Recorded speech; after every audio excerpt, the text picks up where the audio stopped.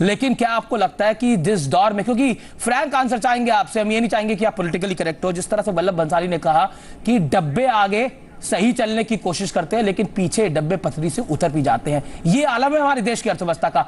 हम कहीं ना कहीं तीर वहां लगा रहे हैं जहां निशाना ही नहीं सदरा। क्या आपको लगता है इंडियन इकोनॉमी की कंडीशन बद से बदतर होती जा रही है और हमें समझ ही नहीं आ रहा ये 60 कैसे पहुंच गया और 60 से 65 कैसे पहुंच जाएगा? तो स्टोरी इज वेरी बैड।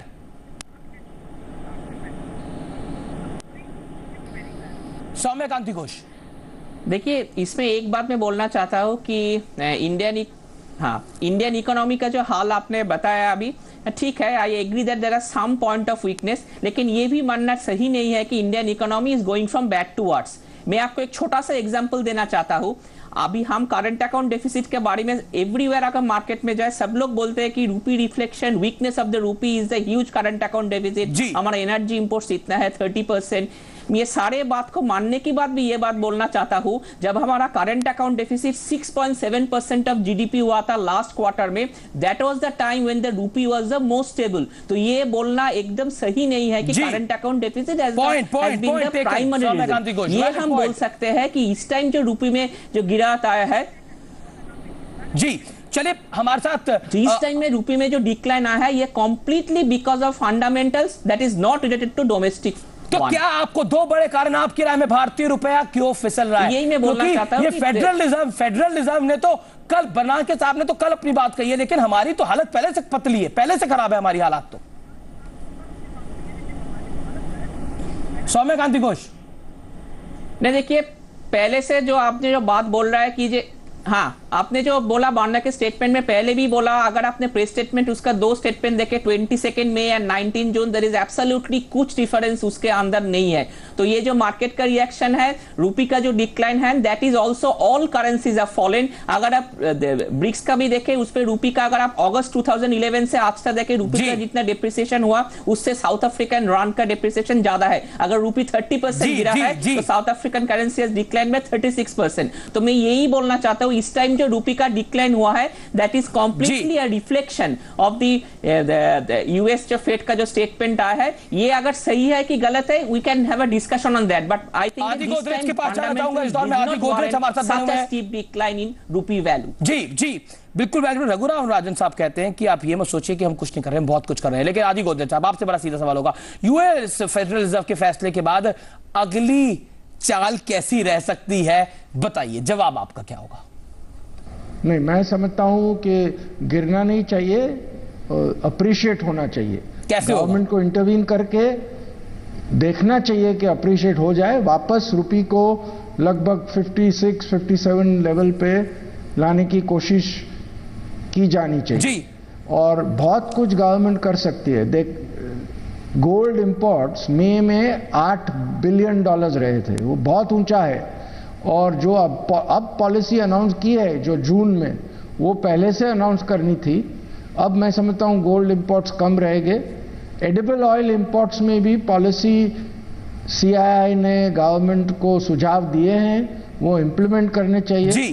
ताकि उससे इंटरनेशनल एडिबल ऑयल प्राइस भी गिर सकते हैं। हमने ड्यूटी बहुत कम कर दी है एडिबल ऑयल में जी, और जी। जो एक्सपोर्टिंग गोदरेज साहब एक छोटा सा ब्रेक लेते हैं, यहाँ पर लौट के वापस आएंगे, फिर आपसे कुछ सवाल पूछेंगे। लेकिन बड़ा सवाल जो बड़ा वाजिब बनता है कि सोने पर हम पहरा बिठा रहे हैं, गोदरेज साहब कह रहे थे कि तेलों पर भी पहरा बिठा देना चाहिए, लेकिन आखिरकार जिस तरह से हम अपनी इकोनॉमी को चलाने की कोशिश कर रहे हैं पिछले 4 साल से, सवाल तो उस पर भी खड़ा होता है, क्या आज भारतीय रुपए ने जो 60 का स्तर छुआ वाकई अर्थव्यवस्था के लिए बहुत खराब है? इस पर भी चर्चा करेंगे इस बड़ी बहस में। यहां पर आदि गोदरेज, वल्लभ बंसाली, पार्थ भट्टाचार्य, अरविंद प्रसाद, सौम्य कांति घोष बने हुए हैं। आप देखते रहिए जी बिजनेस।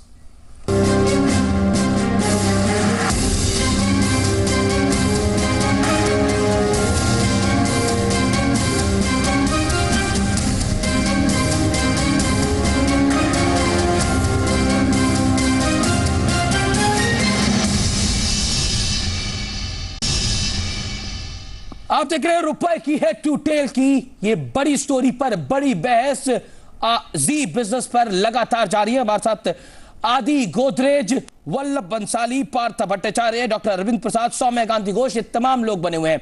आपके पास इस दौर में वल्लभ बंसाली आना चाहेंगे, क्योंकि जिस तरह से रुपए की चाल हमें देखने को मिली है, रुपए की बढ़ रही अस्थिरता से कॉर्पोरेट्स पर क्या असर पड़ेगा, बढ़ते इंपोर्ट बिल से निपटने के लिए क्या विकल्प हो सकते हैं, क्योंकि ये बड़ा वैलिड पॉइंट है। जो मौजूदा इकोनॉमिक की स्थिति चल रही है उसके अकॉर्डिंगली ऊपर से रुपए की मार दोहरी मार है। Vallabh Bansali, over to you.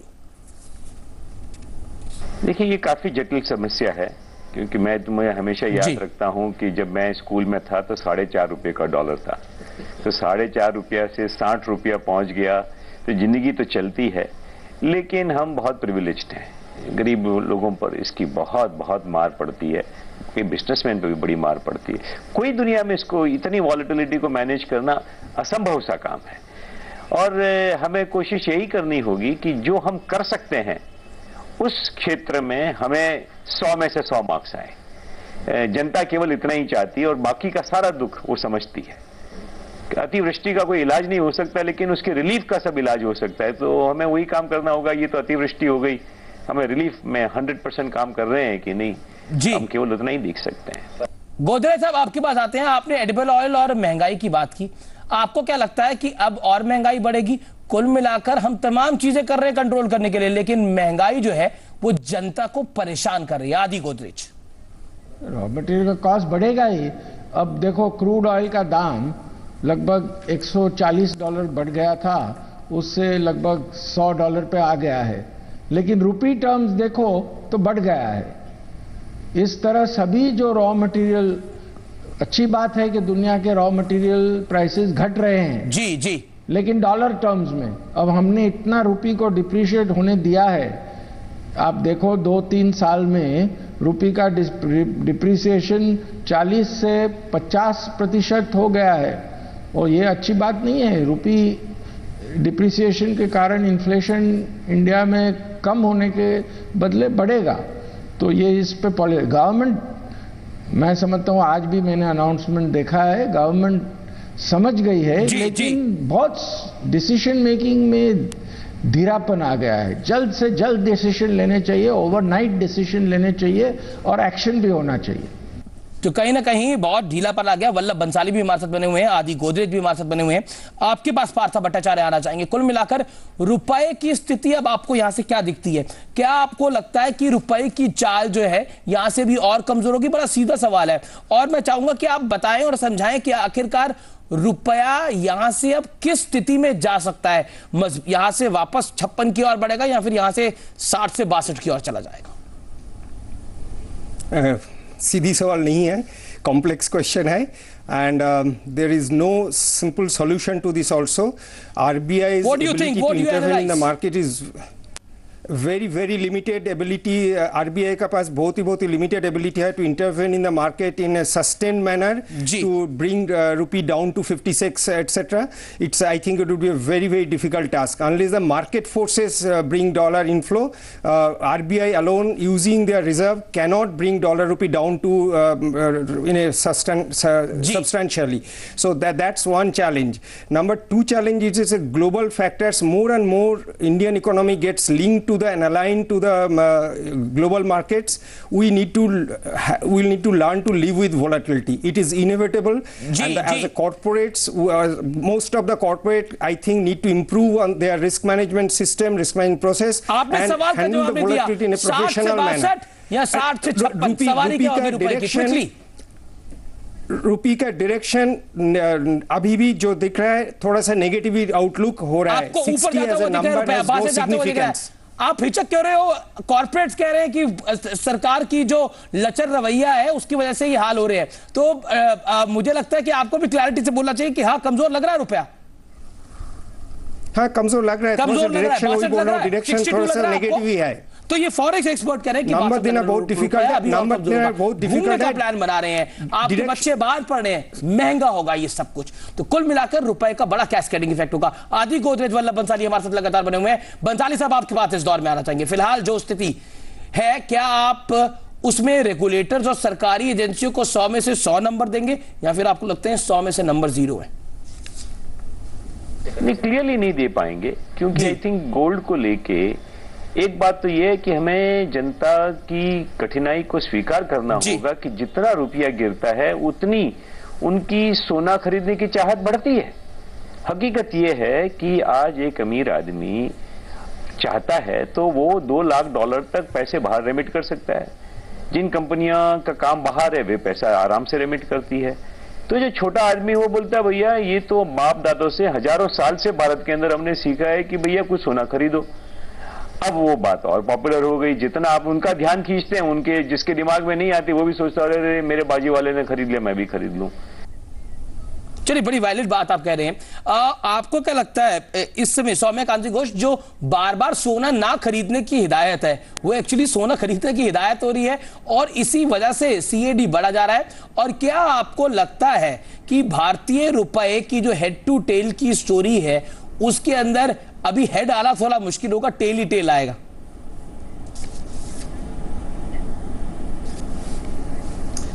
देखिए, आपका ये जो क्वेश्चन है I want to answer in 2 parts. पहले तो मैं I want to answer on the gold का जो इशू है। गोल्ड 20 सेकंड फॉर यू कि Indians have a gold fetishism and इसमें बहुत डिफिकल्ट है एंड इट विल बी इसमें बहुत डिफिकल्ट आपका है कि गोल्ड का आप कंजम्पशन काटल करें। लेकिन इसमें एक पॉजिटिव बात यह है कि गोल्ड प्राइसेस अभी काफी सिग्निफिकेंटली नीचे आ गया है, तो that could be a positive. And the second thing, जो रूपी का जो आप आउटलुक बोल रहे हैं जो हेड टू टेल, मैं यहाँ पर एक ही बात बोलना चाहता हूँ कि अभी जो फंडामेंटल्स है मुझे नहीं लगता है कि उतना ज्यादा वीकनेस है। थोड़ा बहुत उसमें वोलाटिलिटी रहेंगे लेकिन मुझे लगता है कि यहाँ से रूपी को स्ट्रेंथन करना is the outlook which I can see from here. चलिए, 2 सवाल मैं पूछूंगा आदि गोदरेज और वल्लभ बंसाली से। Vallabh Bansali, current account deficit में क्या आपको लगता है अभी और वर्स्ट देखना बाकी है? I think, I hope so कि डॉलर मतलब ऑयल प्राइस है वो अचानक बढ़ ना जाए। अगर ऑयल प्राइस नहीं बढ़ता है तो हमारी क्योंकि हमारा प्रोडक्शन जीडीपी ग्रोथ रुका हुआ है, कंजम्पशन की इच्छा ही लोगों में नहीं रह गई है। गाड़ियां, ट्रक, सबके जो सेल नंबर आ रहे हैं वो कई महीनों में रिकॉर्ड लो नंबर आ रहे हैं। तो ऐसे के अंदर कहां करंट अकाउंट डेफिसिट पे प्रेशर कंट्रोल होगा?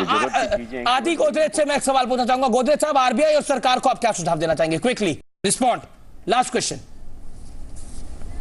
सजेशन, पहले तो इंटरवेंशन कर देना चाहिए। फॉरेन एक्सचेंज रिजर्व्स को इतना कम नहीं है, अच्छे रिजर्व्स है जी, और इंटरवेंशन होना चाहिए और पॉलिसीज अनाउंस करनी चाहिए। ये गोल्ड का इंपोर्ट बहुत बढ़ गया था, उसकी तो पॉलिसी थोड़ी अनाउंस हो गई है। जैसे मैंने कहा, एडिबल ऑयल, बहुत ऐसी कमोडिटीज हो सकती है जिस पे कंट्रोल करके जी इतना इंडिया को कोल इंपोर्ट करने की जरूरत क्या है? चलिए, बड़ी वैलिड बात आप बोल रहे हैं कि कहीं ना कहीं अपने इंपोर्ट्स पर कंट्रोल करना चाहिए। बिल्कुल quickly, Arvind Prasad, quickly last response from industry point of view. नहीं, जैसा कि गोदरेज साहब ने सही कहा कि अभी रुपए को कंट्रोल करने की आवश्यकता है और एनर्जी सेक्टर में बहुत स्कोप है।